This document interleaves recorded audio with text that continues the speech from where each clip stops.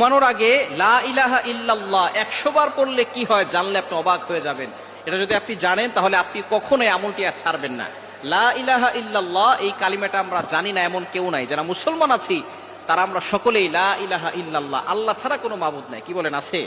এই লা ইলাহা ইল্লাল্লাহর এতটা ফজিলত নবীজি সাল্লাল্লাহু আলাইহি ওয়াসাল্লাম জানিয়ে দিয়েছেন।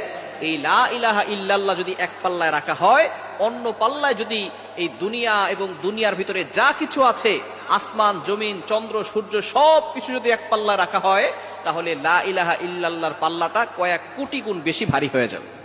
সুতরাং লা ইলাহা ইল্লাল্লাহর ফজিলত কম না বেশি? অনেক বেশি।